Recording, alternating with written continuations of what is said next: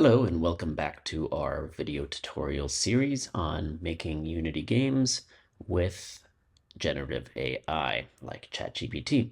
My name is JJ from Mythical City Games, and we're going to continue the series with adding more features to our snowman game called Snow Fortress Rush. Just as a reminder, this is a mini game example of our VR game that we recently launched called Snow Fortress 2, where you build a snow fort and defend it from an army of snowmen. So in Snow Fortress Rush, this is going to be a PC game that you take the role of one of those snowmen attacking the player's snow forts. So in the first episode, we used ChatGPT to create some of the beginning features of the game, including movement and camera. So here we've got our little character, snowman. We can move him around. We use ChatGPT to get instructions on how to set this all up and how to set up the camera so that it will follow the snowman using the Cinemachine system. And before we get started with this episode, what I'm going to do is kind of go over some of the other options in generative AI. Now, this landscape is changing every month with different generative AI systems, so LLMs, like large language models like ChatGPT, constantly updating their systems, improving, and new systems becoming available as well. So we're going to go over some of the other ones available. So of course you're familiar with ChatGPT. That's what we used last time. And the reason that I'm using it in general over some of the other systems is, one, I do find that it has some of the best understanding and code generation of some of the other systems. Now that's just temporary, maybe. It's something that changes all the time. Some of the other systems get better. So by the time you watch this video, there may be other systems available that are even better. The other reason that ChatGPT is wonderful is that it allows us to upload images, and none of the other systems really do this that well at this point. Here you can upload images of the Unity game engine. So for example, here is the animation setup for the snowman. And you can just upload these images and it will understand how your setup works and how to integrate that into code, which is really, really helpful, especially in a visual system like Unity. So that's one of the big reasons that I use ChatGPT, or especially if I need to explain something visual to an AI, then I'll go back to ChatGPT to do that. Now, some of the other systems available, there's a pretty new one called Phind that came out recently, and this one is specifically tailored towards programming. I found that the code this generates is pretty good. It has an ability to kind of upload more code to this.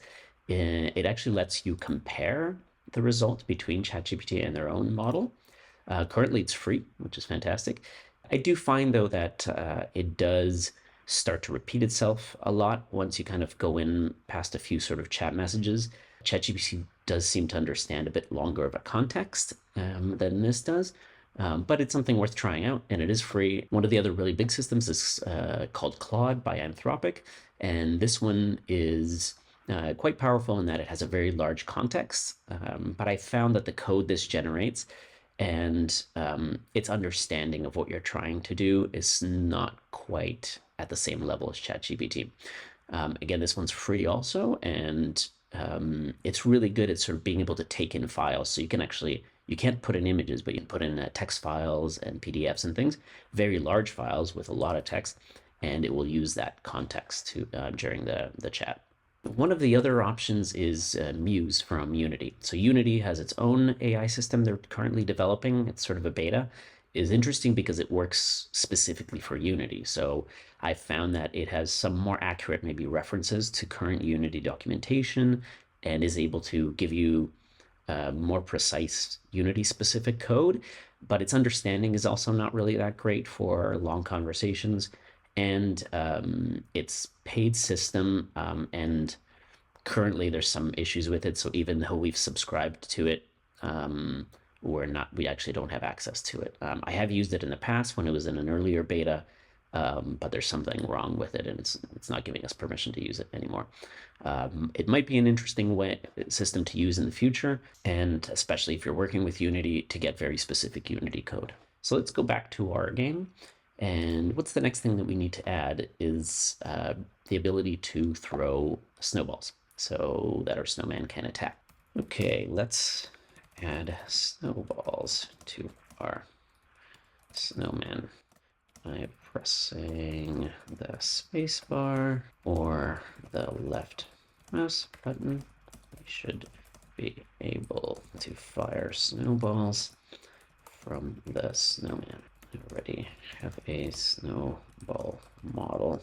The snowballs should not impact or interact with the snowman that threw them, but we want this to be flexible so that enemies can throw snowballs as well. To have a throw point where the snowballs will spawn. So where do we want them to appear? We want to be able to control that. In the meantime, while this is generating our code, let's go ahead and just get that snowball ready. So we do have our snowball model here. It's basically a sphere, but it's got sort of a custom sphere that we've made, so that's a little more efficient than just a regular sphere. And we're going to want to create that prefab, I'm sure. So let's just get that one set up and get its art assets. So it's materials. Now we do have a special material for the snowball. And let's see how we're doing with this. Okay, so it looks like we're generating some code. Okay, so to implement, we're going to want a snowball throwing script. Okay, create a C# script called snowball thrower and attach it to your snowman. Okay, great.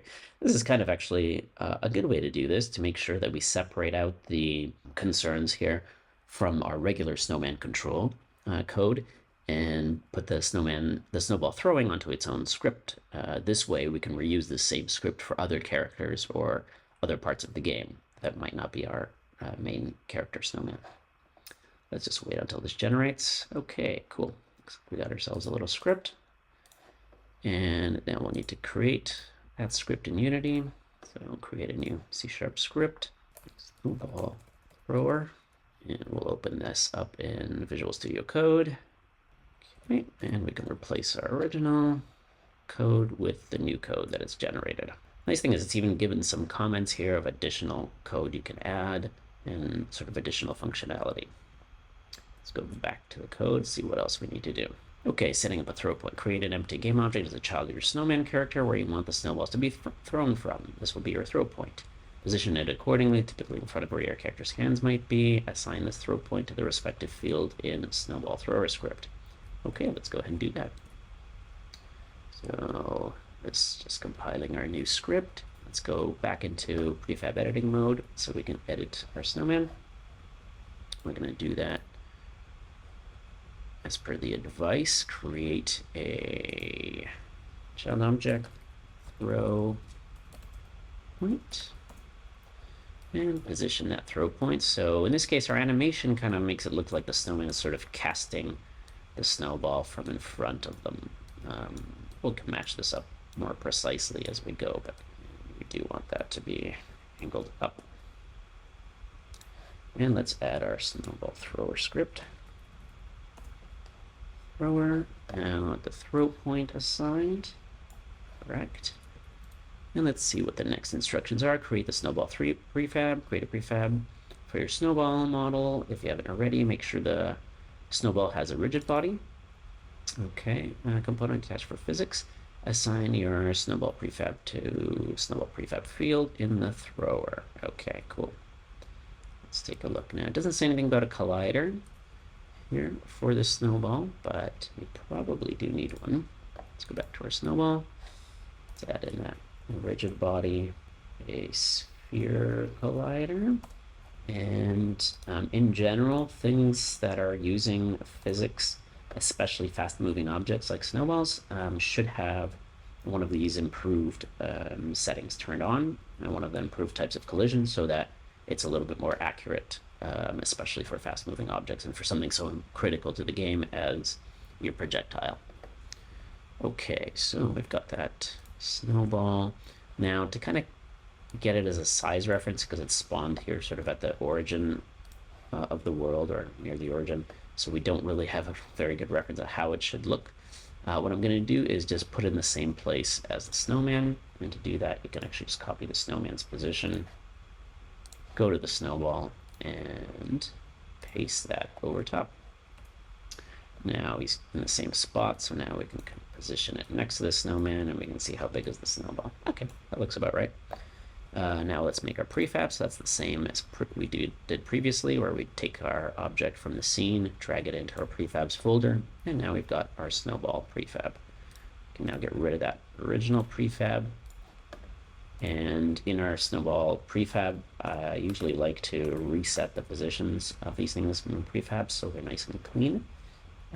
It won't necessarily affect it because it's going to be instantiated wherever it is you want it to be instantiated. In this case would be the throw point of the snowman, but it's just nice to keep it clean like this. Okay, so there's our snowball. So now we want to be able to assign that snowball to our prefab, snowman prefabs, snowball thrower. Okay, we've got some default values set up here. And let's go back to ChatGPT and see what else it says. Okay, to prevent snowballs from interacting with the thrower, go to the physics settings, create a new snowball, a new layer called snowball, and another one called snowman. Assign your snowman character to the snowman layer and the snowball to the snowball layer. In the physics settings, uncheck the interaction. Okay, let's go ahead and do that. Project settings. And we want to go to our physics settings. Now to create new layers, we can create new layers from up here. So edit layer, and we'll add a snowball and a snowman layer.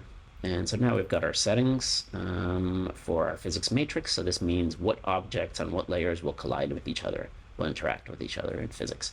So in this case, the snowball and the snowman, we don't want them to interact because we don't want this snowball to hit this snowman.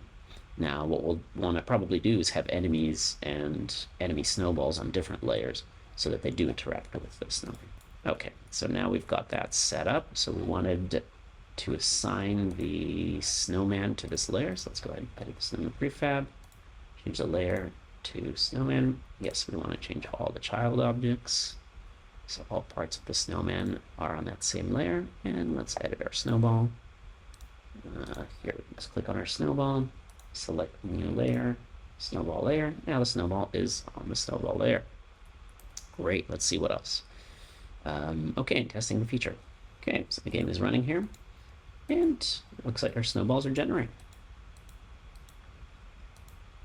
And the other thing you notice is the snowballs just stick around forever. So we're going to get to a point where we're just going to have way too many snowballs in the scene. It's going to start to slow down the game. Okay, so let's go back to ChatGPT and add a few comments about this. What do we want to change? Okay, great. The snowballs now spawn and are fired out. However, we're unable to control the vertical height of the snowball throwing. The mouse y-axis movement should control the rotation of the throw point, which should be used to control the direction that the snowballs go in. And because we want to be able to have sort of a visual feedback of this to the player, we also want the camera to move a little bit.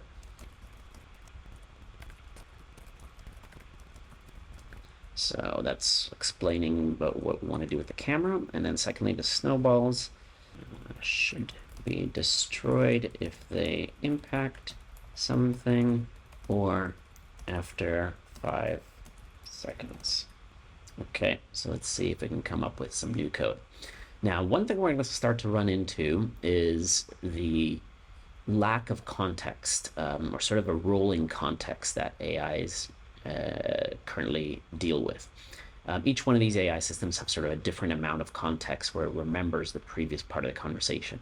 So for example, just because we have all of this text with all this code and everything in this long conversation, it doesn't mean that the AI actually remembers all of this.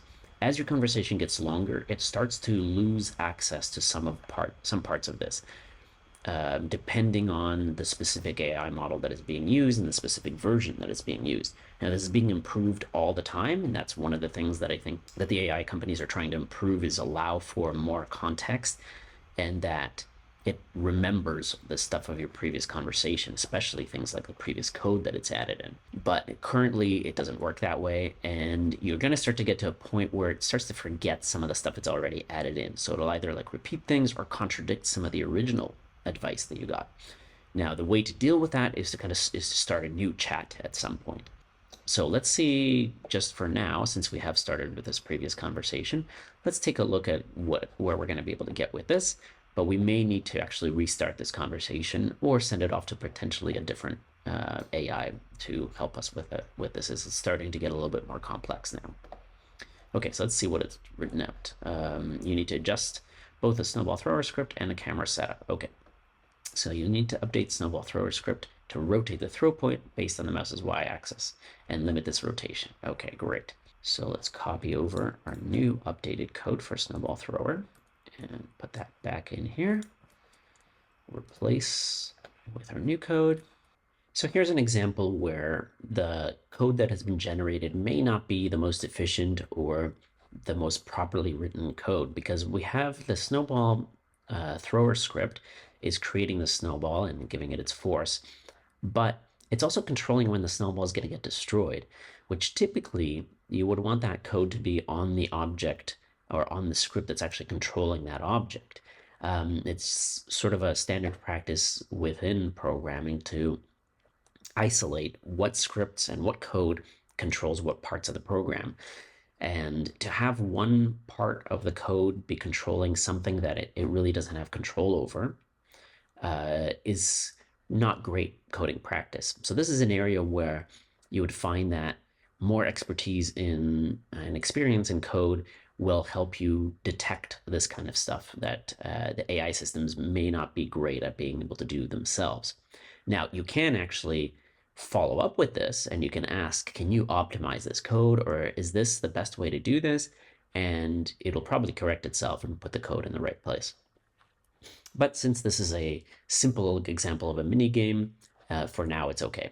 And we'll keep this as it is, but I wanted to point that out.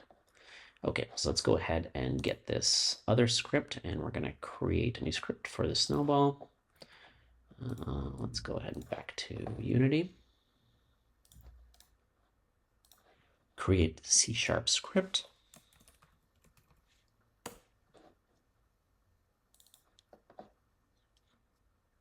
And we'll replace the generic code with our new code.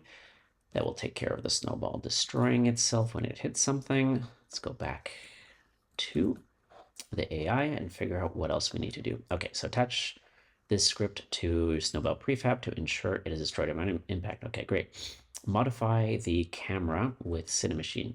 So you need to modify the Cinemachine virtual camera to give you visual feedback on the angle adjustment. Great.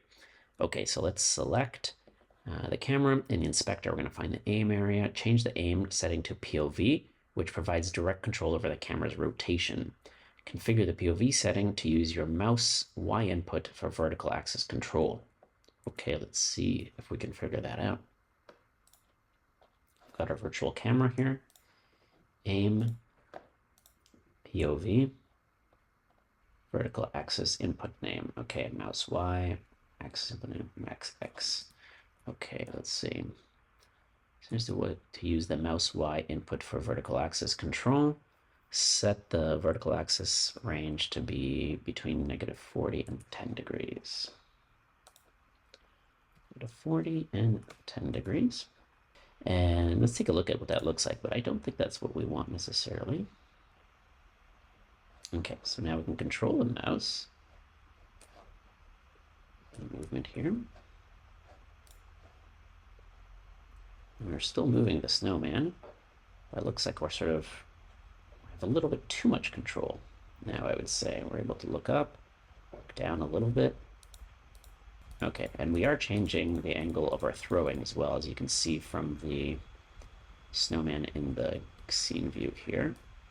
So if I move the mouse up, he fires up. If I move it down, he fires it more forward. Okay, not quite there, but it is getting a little bit better. So let's clarify that. Okay, so let's go back to ChatGPT and see if we can get some improvements onto this camera rotation. So the vertical movement is great. Okay, let's see what it comes up with for this. Okay, so it's got some adjustments for us here. Let's give this a try and see if any of this helps. Just the Cinemachine virtual camera. So it wants us to change it back to a composer instead of the POV setting. Okay, composer. Let's go back to that. Composer setting, you'll find options for dead zone width and dead zone height. Set the dead zone width to 0, so that he's always going to be centered horizontally. Okay, dead zone width is 0. And let's see, adjust the soft zone width to 0 as well. Soft zone width 0. For the vertical axis, you can define the screen Y value to determine where the snowman should be positioned vertically on the screen. Screen Y value. Okay, there we go. That's probably about right. So to limit the camera movement to a certain degree or angle, stay in the composer aim settings, adjust the tracked object offset value in the y-axis to change where the camera is looking relative to the snowman. That's okay. Fine-tune the dead zone height and soft zone height to control how much the camera will allow the snowman to move up and down the frame before he starts to follow vertically. So, well, dead zone height, soft zone height, I guess we can just see what those values do. But it looks like the height is not actually changing. Okay, so what this has done is it's allowed us to tweak some of these settings. However, the camera movement is still not controlled vertically. So let's go back to the AI. Now it does have this optional code here, but let's see if it has any other ways to suggest controlling this the vertical part. That has fixed the horizontal movement, but the vertical movement is now gone. I have not added that optional code. That may not be the best way to control the vertical movement. Perhaps we can use the aim target of the virtual camera. So with this suggestion, it was asking us to adjust these vertical axis offset settings in the camera while the game is running, and using the mouse control to control it that way. But one of the whole points of the Cinemachine is to really configure it within the editor and have it follow the correct objects so that the Cinemachine controls are all set already. And so I'm going to ask it to see if it can rework this code into something a little bit more efficient. So to control the vertical movement without affecting horizontal, you can use an aim target that moves with the y-axis movement. This way, Cinemachine's look at target will adjust vertically. Okay, that makes a lot more sense. Let's create an empty object and name it aim target. Position this object, aim target game object at the snowball's throw point or where you expect the snowball to originate. Parent the aim target to the snowman so that it moves with the snowman. And then looks like we've got an update to the script so that we can adjust the code. And here we can see an example where instead of it reworking the entire script, which is now getting a little bit longer, it just gives us the part that we need to update. So for example, the update function here, and then it has this little comment of rest of your existing code. So in this case, we can't just copy and paste this over the old script. We have to actually be a little more careful and edit only the parts that we're supposed to change. And I think one of the reasons for that is it takes a while to generate the entire script, but also as it gets more and more complicated, it's going to start to make more mistakes if it actually regenerates all of your code. Okay, so let's go ahead and do the first part. Create an empty object on our snowman prefab. So what I can do for this is just duplicate the throw point and call this the aim target.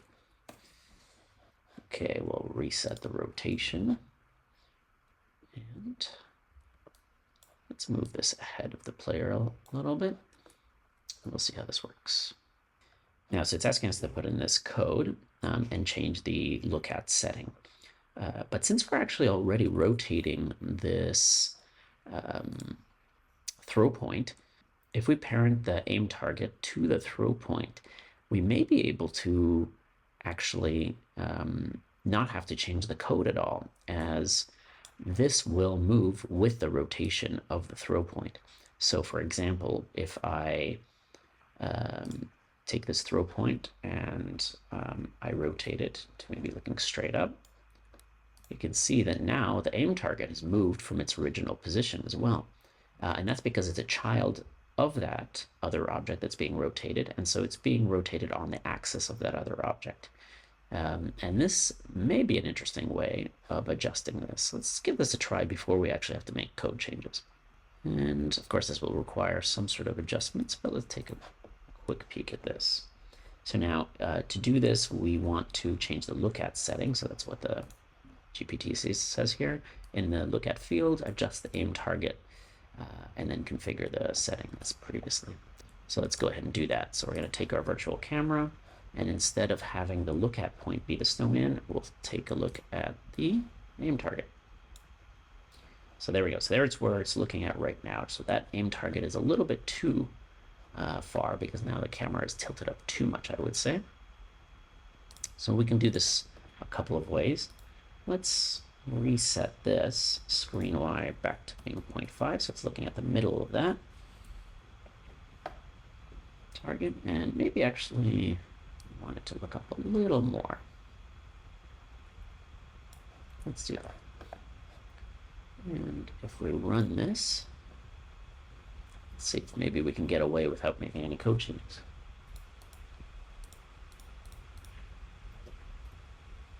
Okay, so let's see how this is working. So now if we take a look at our snowman and the aim target, as we rotate, the aim target is now changing its vertical position. But you can see the camera is moving up and down a little bit, so it kind of gives us some more feedback of the aim. But I would say it's not quite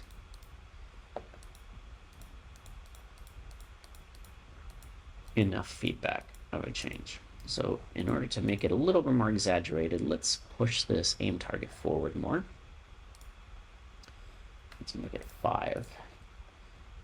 Okay, so now you can see the camera movement is a little bit more exaggerated.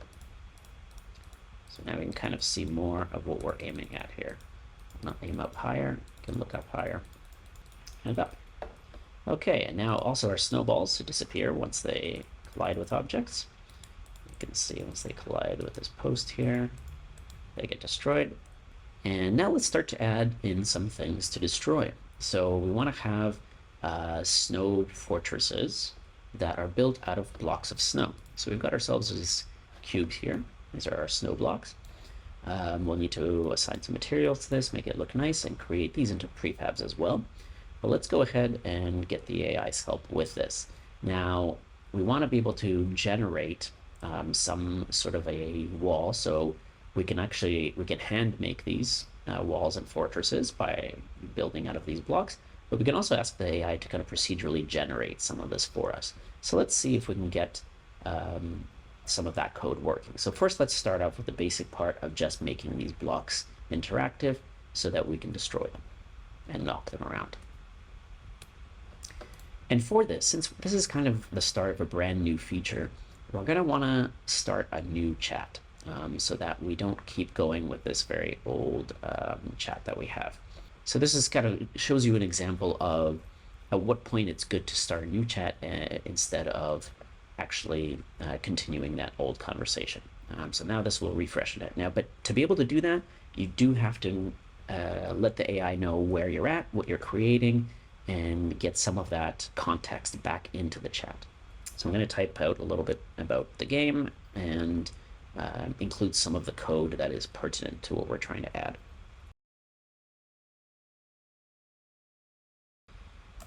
Can you help me make the prefabs? These will need to interact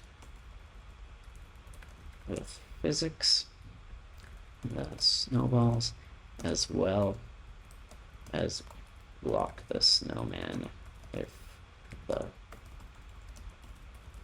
player runs into the blocks. This blocks should also have a concept of health and be destroyed. They are hit by X number of snowballs. Let's explain a little bit about our snowman. So our snowman main character has a rigid body and a capsule collider, and he's on the snowman layer. The snowballs have a rigid body and sphere collider and are on this snowball layer. Okay, so that should give enough context to get ourselves started here. None of our previous scripts are necessarily relevant to the snow blocks, so I don't think we need to copy in any of that code, but we'll take a look as we go. Okay, so it started generating some of this here, and with instructions on how to create the prefabs for us. While it's doing that, I'm just going to go ahead and get that started. So we've got ourselves a snow block. Let's go ahead and put that in the scene. And let's see how we can set it up. So it doesn't look like anything, but it's because it's very, very, very tiny. Now this happens sometimes with assets that you import into Unity. They may be created at a different scale than Unity. In this case, this one is made at a very tiny scale. It should be much bigger than that. So let's go to our actual 3D model. And we've got a scale factor here when we import an object. It's defaulting to 1 for this object, this 3D mesh, which obviously is too small. So let's go ahead and set this to 100, which is too big. Let's try 10. It's too small. So perhaps the scale is off by about 50. That looks about right. Okay, there we go. So we got ourselves our block of snow at the right scale. Now, the reason it's important to do this in the actual FBX in the import settings is sort of done once in Unity. If you do this on the object by changing its scale setting, that actually impacts many different elements of the code. For example, if you parent this to other objects, it'll affect the scale of other objects underneath it. If it's also something that is being taken into account into the calculations, various calculations of the object, and it's much simpler to just always have a scale of 1, 1, 1 and change your input scale than to now deal with a scale that's different than 1, 1, 1 on here. All right, so we've got that created. Let's go ahead and assign the material as well. We've got ourselves a snow block material. So we've got our snow block with a material. Now let's see if the material is actually set up. Let's go ahead and select that. It does not have any of its textures, so let's go ahead and assign those. So we've got a cube base snow texture, and we also have a normal map, and looks like we have a roughness map, but that's not something we need to add for this particular game. It's maybe a little too complex. So now we've got that. It's got a little bit more shape and a little bit more nice style to it. Okay, let's go back to ChatGPT and see if it's finished. So yeah, looks like it's generated all of our instructions in our code. So let's go ahead through this. Import the assets. Yes, we've done that. Create the block game object. So we want to create a new game object for each type, snow and ice. Add respective art assets. We'll start with just the snow for now. Add the physics components, rigid body, and a box collider. Okay, so we got ourselves a rigid body, and we will also add a box collider. Okay, that looks correct. Box collider is the right size. Our rigid body looks good. And again, we do want the physics to be a little bit more accurate with this part of the game. So let's change this to continuous physics detection. Let's go back to Unity, to the AI. Layer assignment, and assign a unique layer block to these game objects for easy identification in collision detection, and then create the prefab out of it. Okay, that's often a good idea, is to separate your different parts of your game into different layers in the physics detection. So you can really have a lot more fine control what objects should interact with what objects. So that's a good piece of advice. Let's go ahead and project settings. We will now edit our layers. Let's add a block layer. And looks like that's in our physics matrix. Great. Now let's set our block to this layer. Okay, it's now in the block layer. We can now create the prefab. So open up the prefab folder, and if we drag our block into the prefab folder, we now have that in the prefab. Awesome. Let's go back to ChatGPT, and now we need script behavior. So block health.cs. Okay, cool. So right click on the project folder, create a script, name it block health. Script content. Let's copy this over and go back to Unity. We will create a new script, C# script, block health. Edit that script in Visual Studio Code and replace it with the code that was generated. Now there's a couple of issues here that I'm going to point out, that if you were developing a more complex game and some better coding practices that AI did not follow in this case. One is it's using just a magic string here, so it's just declaring exactly the name of the layer in our layer detection, and which is not great practice to put these strings throughout your code, because if you later on change the name of the layer, anything like that, you're going to have to go through all of your code and find all the places this is used. It's much better to use a variable for this and have a central script or central place where you define all these variables for things like layers or tags, anything else that requires strings like that. Now in this case, because that's a little bit beyond the scope of this video, let's skip past that, but I just wanted to make a note of it, that it's something to be careful of, that the type of code it's generating may not be the best code practices, but it's good enough for us for now. The other thing that I wanted to point out for this is that this is creating a health script that's very much specific just to blocks. It's called it block health, and it wants us to add this on the blocks. And it wouldn't make sense to put this script onto other objects. For example, if we wanted the player to be able to take damage, which at some point we will, we can't really use this same script necessarily. For one, it's checking with a snowball layer, which we know doesn't interact with the snowman. It's also destroying the object afterwards, which we may not want to destroy the player character when they're killed. So this sort of is very, very specific to just the block. When you're creating a system like this for a real game, you would want to separate out things like this so that you could have a generic health script that you could apply to any object in the game that would have some generic functionality in it to be able to have health capacity, a maximum health, things like that in it, that is not specific to one type of object in the game, but that could be reused for various different objects, or could be expanded upon to create custom scripts that derive from health script for those specific objects. But again, that's a little bit more complicated than we want to deal with today, but it is something that would be done in a proper game development setting. Okay, so we've generated the script. We're going to add it to our block, which is now a prefab. So let's do that in prefab mode. Add block health.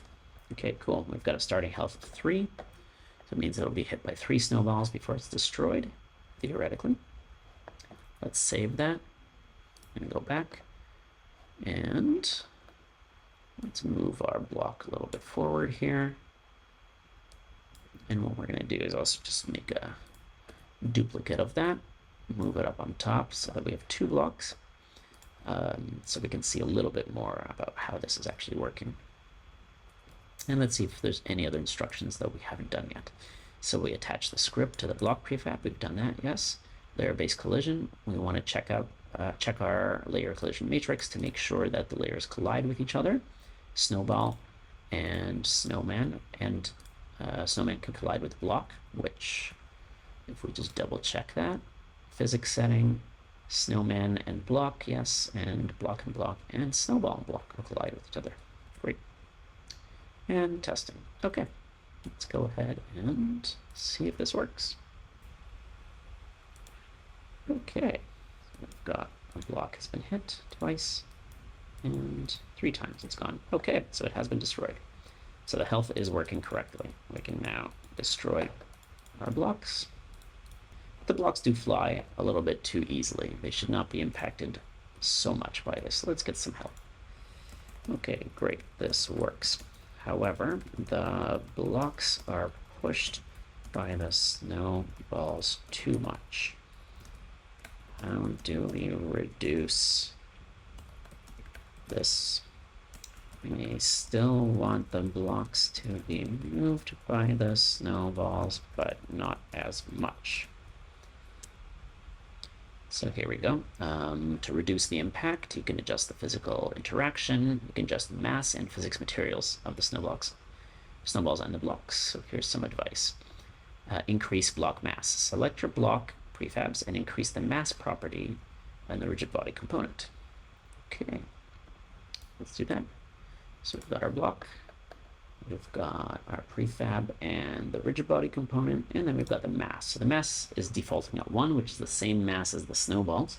That's why they have this very big impact on the blocks. So let's change this to maybe start with 100. We can see what impact that has. We can also change the drag, which is sort of how much dampening happens when the object moves. Sort of, you can think of that as air drag. And then angular drag is how much the rotation gets slowed down over time. So we can add a little bit of a value to that as well. Let's take a look at that. And of course, we can tweak these values while we're playing to see how it affects everything. Okay, so now it's not moving at all. Let's select our block that's in the scene. Let's get him back to more health, so we can just use them for testing, and we can adjust this live. And let's change this to a mass of 10. Let's see how that looks. Well, it moves a little bit, but maybe not enough. Maybe a mass of 5. Okay. Cool. Mass of 5 is not bad. Let's give that a shot. And see what other advice it has here. We can also do this with a script. Adjust the bounciness and friction of the material. So it's really given us a lot of interesting other options as well. Here with a script, you could reduce the velocity and the force, but let's get the physics system to just take care of this as we did with the inspector instead of changing the code. Okay, great. So now we have that working nicely. Next, let's get the fort building set up. So this would be some sort of procedural system that lets us create a wall of blocks. We could use this for testing. We might be able to expand on this later for actual design.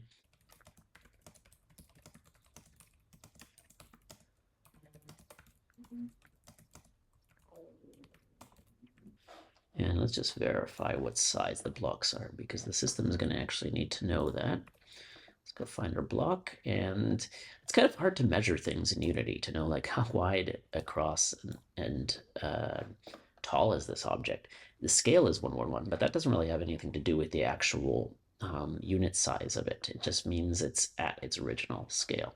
So to measure that, what you could do is create an empty cube, the same spot, and a cube that Unity creates is going to be at 1 meter by 1 meter by 1 meter size. So we can see that this looks like twice as wide and twice as tall. So it looks like our blocks are 0.5 by 0.5. Let's get rid of this little measuring cube. Go back to ChatGPT and we can explain that. Blocks are at 0.5 by 0.5 by 0.5 size in Unity units. Okay, so now it's going to generate a script for us, a wall generator. Yeah, that makes sense. And let's see what we've got. Okay, so that's a nice simple script to get started with. Let's go ahead and create a new script in Unity. Call it the wall generator. Wall generator. And paste in the script that was generated for us. There we go. Okay, let's see what the next steps are. So using the script, attach this to an empty game object in your scene, assign the block prefab. That's great, we've got a prefab, the number of rows and columns, and set the start position. Specify the starting position for the wall. This is where the bottom left block of the wall will be placed. Okay, let's take a look. So we're going to create a new empty object. Perhaps we want our wall to be here. Now we do want it to be, get rid of the temporary blocks. Okay, so we'll do a wall generator. Give it a name so we know what we're looking at. Attach the script, wall generator. We have to assign the prefab. So we've got ourselves our block prefab here. Maybe I'll just rename it to snow block. It's a little bit clearer. And then we're going to do 5 rows and 10 columns. Let's see how this is going to work. Now, the position that it's going to generate these at is the start position plus the number of columns and rows. Okay, so one thing before we go ahead and run this, I don't want to have to type in an actual position of where I want this to go. So let's modify that to use a position of a transform that we can assign so that we can simplify the start position and use a transform that we can assign in the inspector to mark the start position. Okay, and that'll be easier than having to type in a number for this value because we don't know exactly what the coordinates are and we don't want to just copy these complex numbers as coordinates. Let's see.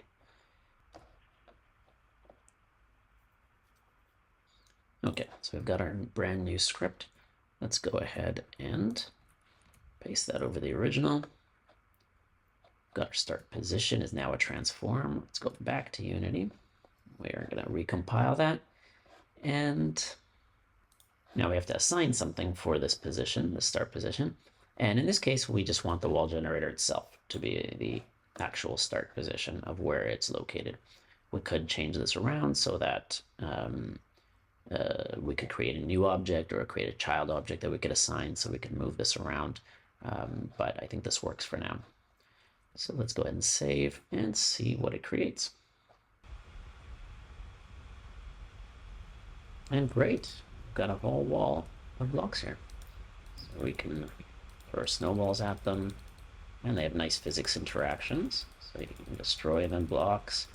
You can knock over the walls. There you go, take that for it. Now I do notice that if I run into this, my snowman starts to spin by himself. This is probably to do with physics interactions, where there's some, he's getting a little bit of impact from the physics that's causing him to spin because his collider is also a capsule collider. So it's sort of got one little point that it's touching at the bottom. So let's see if we can ask the AI about this. It's not really related to our current code, but this is a great example of running into an issue or a problem and trying to get some help to figure it out. Now, because it's not really related to any of this code, what we could do is ask the question continuing in here, but it's not really related to this. And then we could actually delete that. Or in this case, what I'm going to do is create a new chat because I don't want it to reference all this wall stuff and confuse the AI with too many other unrelated things. I want to be very specific to what I want help with fixing. I am going to, however, copy some of my introduction here and description so that I can just reuse that as well. Okay, we got new chat with our dev helper GPT. So let's go ahead and start with that. Create a PC game, controls snowman with player, can move it 3 as third person, has fire snowball in the wall. Okay, the player snowman has a rigid body and a capsule collider. However, when I run into other solid physics objects in my scene, the player starts to spin slowly. Perhaps this is a physics interaction that is causing the player to spin. I don't want to lose my physics interactions completely, as I want the player to be able to run into snow blocks and other objects and potentially push them around. Can you help me with this? And as a reference, like we did in last time, I'm going to add in a screenshot just to give them a little bit more idea, the AI more idea of how our game is set up, and especially these important parts of it here. Rigid body and the collider, as well as maybe a picture of what's going on here. So I'm going to take a screenshot of the pertinent section. All right, and let's send that over to the AI. Okay, so it's saying this is a common issue based on games where colliders interact. Here's a step-by-step guide. Adjust the physics material. If you haven't already, create a physics material for your snowman and assign it to the collider. Set the friction to a low value to reduce the tendency for the snowman to spin when colliding with other objects. Okay. Constraints on the rigid body. Since you want to maintain the ability to push objects around but prevent spinning, you can freeze the rotation. The rotation on components you've already frozen. On the z-axis, try freezing rotation on z, x, and y. That will prevent it from tilting or spinning into other objects. Okay, let's see what else. Collider adjustments. Make sure the capsule collider center and height values are set correctly so that it sits at the base of your snowman and encompasses it properly. I'm not quite sure what that means. Adjust the mass so we can increase the mass so it's less susceptible to forces. Adding some angular drag can help prevent the snowman from continuing to spin after a collision. That's not a bad idea. Collision detects is set to continuous, which is good for fast-moving objects. However, the snowman isn't moving very fast. You could switch to continuous dynamic to improve performance without losing accuracy in collisions. Okay, sure. Let's do some of these things. Let's go ahead and edit our snowman prefab. So it's suggesting collision to continuous dynamic. It's suggesting us to increase the drag, angular drag, so maybe let's do 0.1, and to create a physics material. So let's go ahead and do that. So we've got a materials folder here. We're going to create a physics material. Snowman material. We've got some friction already set up on there. Let's go ahead and assign this material to our collider. There we go. Physics material. So we've got a couple of those things assigned. And we've saved that. Let's see if there's anything else that we want to adjust. Mass. Okay, let's increase the mass a bit, maybe 10. He's kind of big. Save that, and let's see what happens now if we run into something. Okay, we've got our wall of blocks here. Ooh, we can knock them over, but now, oh, collision rotation is even worse. Let's see what happens if we do freeze the Y rotation. Now, we are still able to control the player rotation because we're setting that by script, but this way, looks like it does bounce off a bit, but he doesn't get forced rotated. So maybe that's actually the best of the advice. And he can climb over things, which is kind of fun too, and knock over blocks. Okay, so he's a little bit too strong. Let's change his mass to 2. I'm going to do that on the prefab. Change the mass to 2. And do the advice of freezing the rotation. Save that. And Okay, good. Now he can't really quite knock over the blocks as easily, but if we have an individual block, let's see if we can knock it. We still get pushed around a lot by the block, kind of. Maybe let's give a little bit more mass on the. There we go. Now we can kind of move the block, maybe even a bit more, 5. Okay, so it's kind of not being moved as much.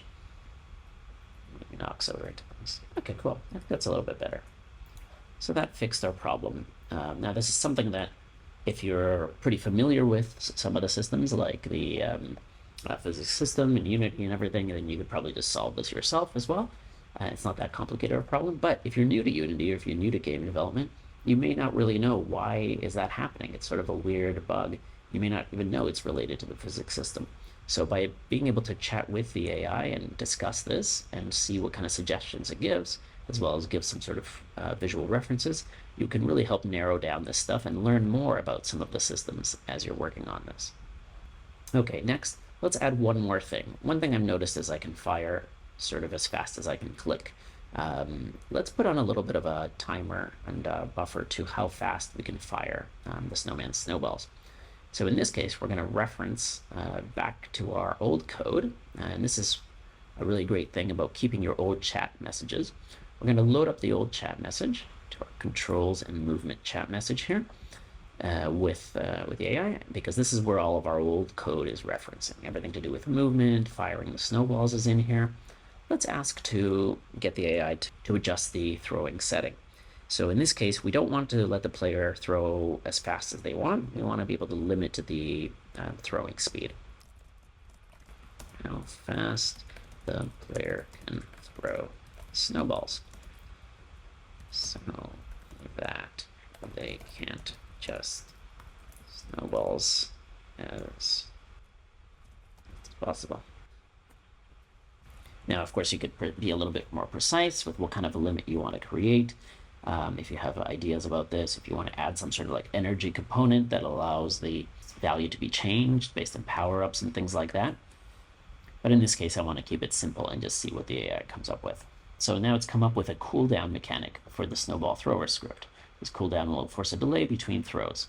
Let's take a look at that. And it looks like it's created a new variable. We're going to be able to adjust the cooldown time, and it's now highlighted some of the new things that it's added in. And we don't want to just copy the entire script because, again, this has actually excluded a lot of our original code. So it's only really showed us the things that should be changed. So let's go ahead, and it has created comments about those parts. So that does help, as well as a description of the things that have changed later on. So let's go ahead and add the things that are new. So we know that this line is going to be new. Throw cooldown. We open up that script again. So this is a new public value, throw cooldown, and we also have our last throw time. Okay, and what else? Check if enough time has passed. So for this function, it looks like we've got this part that we want to change. And everything else will stay the same. So one thing I've noticed is the code here is different than our code a little bit. And the reason for that is we actually skipped some of this code. We figured out that we could adjust the aim target just visually in Unity instead of actually adding the code. So I didn't end up changing this, but the AI has no idea of knowing that because I didn't update it on, okay, this is the code that we're using. So it still thinks that this has been changed. That's why it's presenting it. So it does require you to keep an eye on this kind of stuff.